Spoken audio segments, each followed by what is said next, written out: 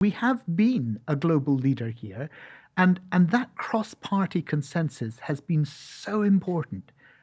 It's important that we continue it. What the Prime Minister tried to do yesterday was to fracture it. To fracture it not because we disagreed about the technicalities or what is required or the amount of carbon emissions, but to fracture it for cheap party political gain. Good afternoon, Barry.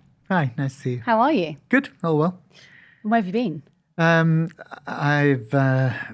Today I've been filming a documentary about leasehold and the problems that leaseholders are facing. But that's not why I came into the studio to talk to you. No. We can talk about that maybe another time. Yeah, perhaps, yeah. Tell me what you thought about Rishi Sunak's Net Zero announcement yesterday. I was pretty incandescent. It pretended that it was about taking the necessary long-term decisions. In fact, it was the opposite. It was short-term. It was about politics. It wasn't about either reducing people's bills this winter or indeed about securing a clean, green, prosperous future for us with new jobs in new industries. So I was very angry about it. And I have now called for the Environmental Audit Select Committee to be reconvened, even though it is the parliamentary recess, so that we can scrutinise exactly what the Prime Minister said, because I think most people would find it very difficult to see how we can now meet the fourth or the fifth or the sixth carbon budget.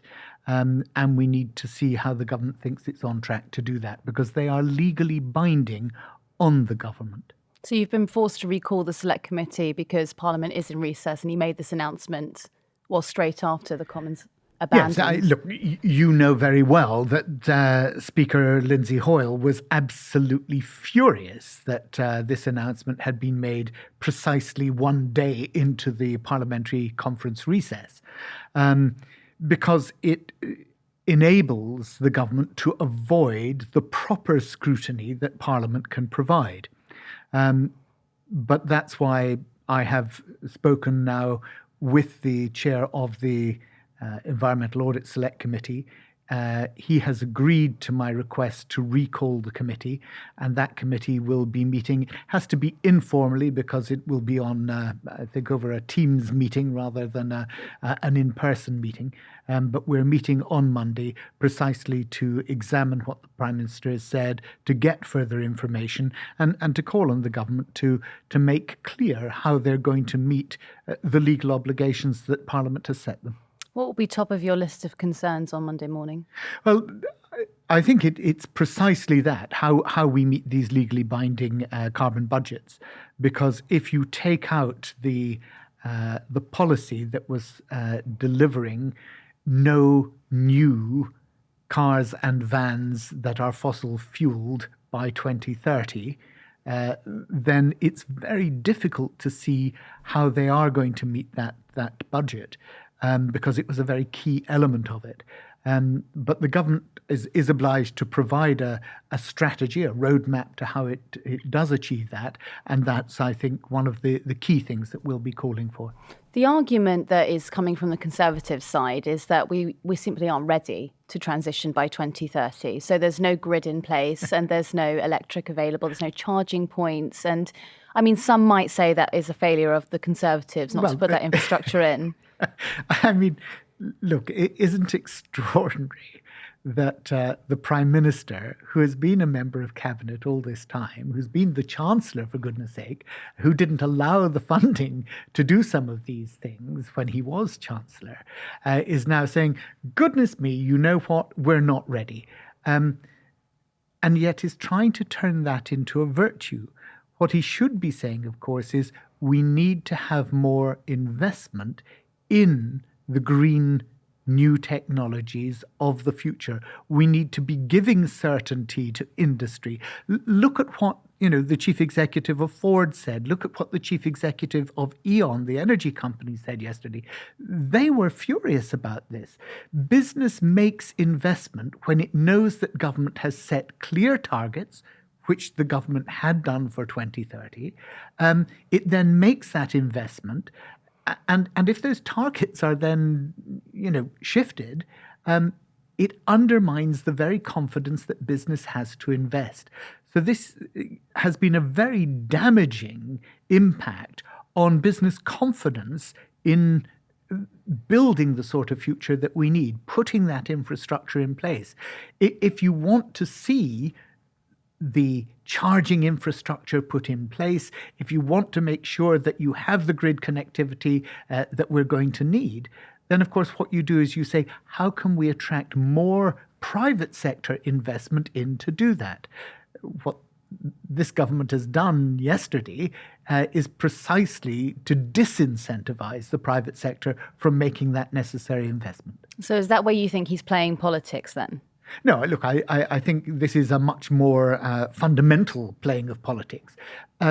I compared it to looking at what the Brexit issue was in 2019.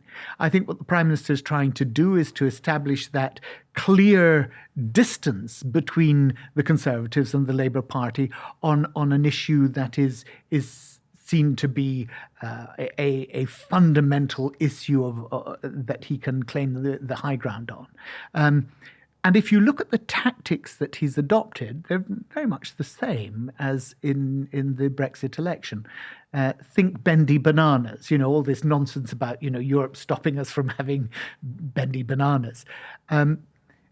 Yesterday, the Prime Minister went in front of the nation and said that he had scrapped proposals to tax meat, to stop us flying, to force us to go in club cars, all these things. There were never any legislative proposals to do that. This is a nonsense. You can't scrap what doesn't exist. But it's the same as the bendy bananas. If you look at what happened in the Brexit election, we said that the government said that it was going to have the same rights outside of the EU as it had had inside the EU. We would get all the benefits, but we wouldn't be members. Well, yesterday the Prime Minister told us that we weren't going to have to do all these things, but we were still going to meet our net zero targets. That's the problem. It's a fantasy land, and it will unravel. But I think it will,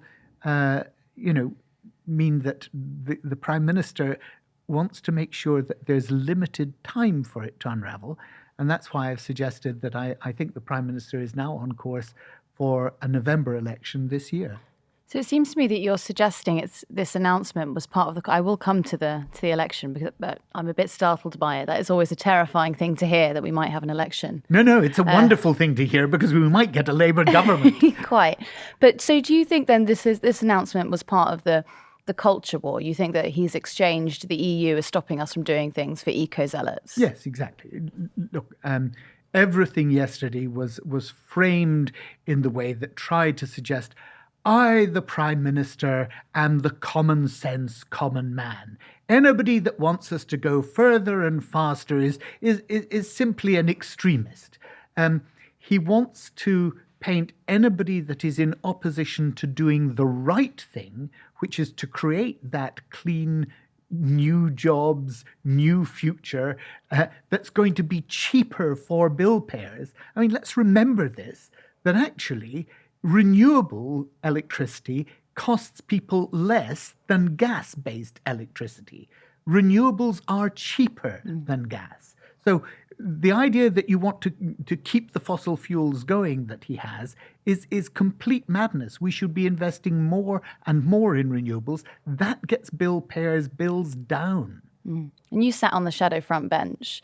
When you were there, did you think there was more of an agenda in previous administrations to concentrate on green energy than there has been under Rishi Sunak? Because, I mean, we've been told for a while now that Rishi Sunak is he is a green prime minister, and the only reason no, look, I'm sorry, he really isn't. He's not a green prime minister, and he was never a green chancellor.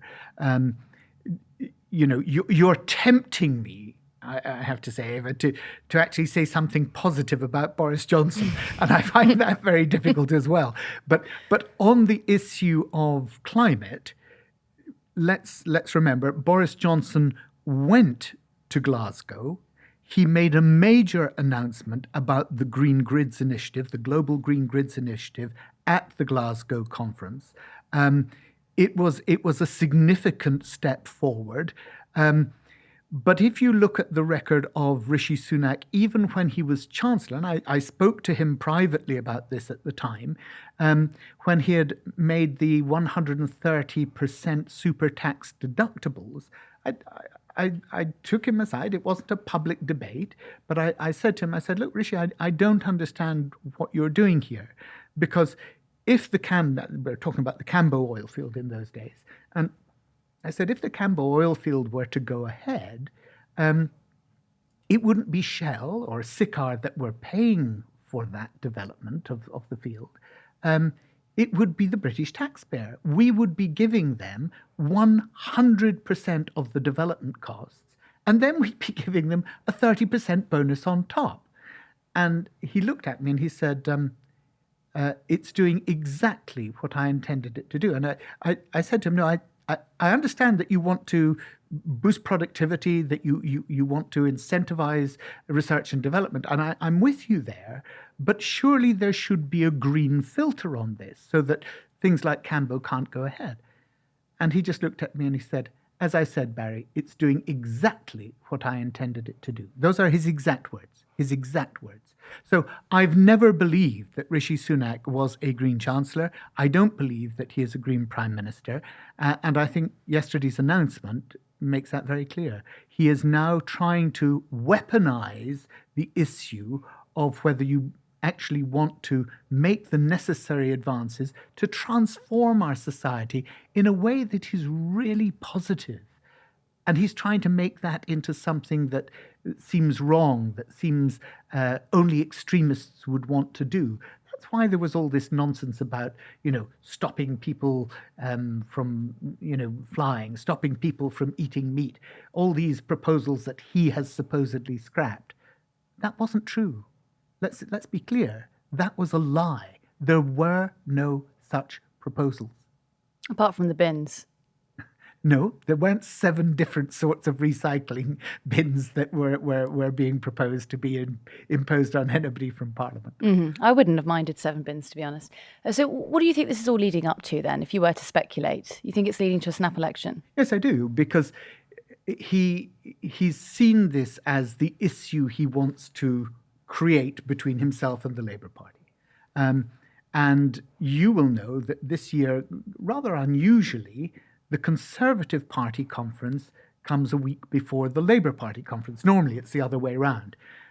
So my view is that we will have him stand up, spout all this at the Conservative Party conference, and then announce a snap election, which means that the Labour Party will not be able to showcase all the really positive policies that we have for the country.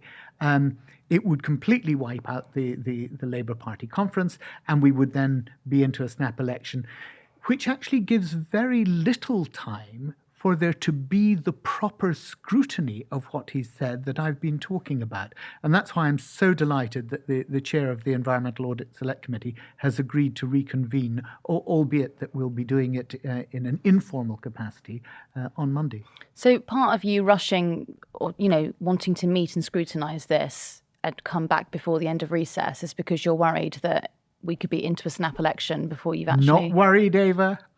I'm delighted. Okay. I want an election. I want to get out there and fight the Tories, but I want to do it fairly. Mm-hmm. I want to do it in a way that ensures that there is proper scrutiny of the policies. And at the moment, that's what the Prime Minister is ducking and diving away from. That's why he did it in recess, because you could not have the proper parliamentary scrutiny put in place. But is it enough? Is the net zero attack, is that enough to win an election on? No, they're going to lose. He's 20 points behind at the moment. They will lose. But the point here, I think, is that, he thinks it's his only chance. Right. But I mean, so this is a concern for Labour now because Starmer hasn't really outlined what he wants to do. We've had a little bit. So today there was some footage uncovered from the weekend where he told a conference in Montreal that he'd like to see a closer alignment in terms of standard with the EU. We must not diverge from the EU. That's what he told the conference. I mean... Well, let's remember that is also what Boris Johnson told the great British public. He said, look, we already have the same standards. That's why there will be no problem in goods transferring and being imported and exported from the continent. That was one of the very claims that the Conservative Party made about the benefits of Brexit. Mm-hmm. It was something they thought was going to continue. Well, of course, it hasn't quite worked out like that. And you've then had, the bill to abolish literally hundreds of pieces of legislation that are hanging over from the EU. And the government have had to row back on some of that because they realised they can't just destroy some of these environmental objectives. It would be disastrous if they did. And industry have come back on them and said, look, you really can't do this. But don't forget that this was one of the claims. Brexit wouldn't matter because we actually have the same standards, and therefore there's not going to be any friction in our trade. Well, that didn't work out like that. There is friction in our trade, and it's come in straight away. But that's what we need to resolve. And you can do that through a trade agreement. Canada, as you've just talked about, Canada has a trade agreement with the EU. And that trade agreement is an independent agreement. We could have a trade agreement with the EU just as any other country can. It doesn't mean that we're part of the EU. It simply means that as two separate trading blocks, what we do is we rationalise the way in which we import and export goods from and to each other. So Labour's sell for the election is we're going to give you the Brexit that Johnson promised but didn't deliver. I'm not sure it'll be quite couched in that way, but what we will be doing is trying to make sure that British manufacturers and British service providers are able to operate as profitably as possible throughout the whole of Europe. Mm-hmm. Have you asked the Speaker about reconvening before recess is finished? No, I haven't. The Speaker, I'm sure, is taking his own counsel and his own advice on that, and I wouldn't presume to instruct Lindsay Hoyle on how to. But would you support him reconvening? Of course I would. Look, I think this is. Let me try and give you a sense of the scale of this. We have, since 2008, and actually indeed before 2008, had such close bipartisanship in Parliament on the need to progress the agenda on climate change, to make sure that we make that progress. And we have been proud, both parties, of the achievements that this country has made on the world stage.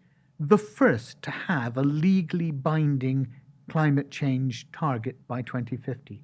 The first to put in place an independent committee on climate change that advises not just the government, but actually advises Parliament about the least cost pathway to achieving that net zero objective. These have actually transformed the way in which legislation has been carried out all across the globe. So we can be very proud of what we've done. We have been a global leader here. And that cross-party consensus has been so important. It's important that we continue it. What the Prime Minister tried to do yesterday was to fracture it. To fracture it not because we disagreed about the technicalities or what is required or the amount of carbon emissions, but to fracture it for cheap party political gain. That is unacceptable because he's playing with our children's future. He's playing with the whole global climate. And we should not be a country doing that. We should be a country out there leading the world in this. We were the first to cause the problem with the Industrial Revolution, and we should be leading the way out. You've got Conservatives sitting on that select committee that will reconvene on Monday. He wrote the independent review into Net Zero. So Absolutely. What do you imagine he'll make of all of it? Look, Chris Goodmore is an incredibly valuable member of that committee. He's somebody who has been very passionate in making sure that the government gets the right policies in place. He's been somebody who has always worked cross-party in terms of the climate change group in Parliament, the environment group in Parliament, and he's a really important member of that committee. So I'm sure that he, like me, will be concerned to know how the government now feels it can meet its legally binding objectives. Could this be the start of new factions in the Conservative Party? Look, I've lost track of how many factions there are in the Conservative Party. The point that we need here, though, is not about creating more factions. It's about creating more consensus. This is too important. What we need is not to be dividing over this. What we need is, and I've said this before, we need to be on a wartime footing. This is, the battle against global climate change is such a huge thing that we need to put our whole economy, our whole country on a wartime footing and get on with the job. We'll leave it there, Barry. Thank you very much.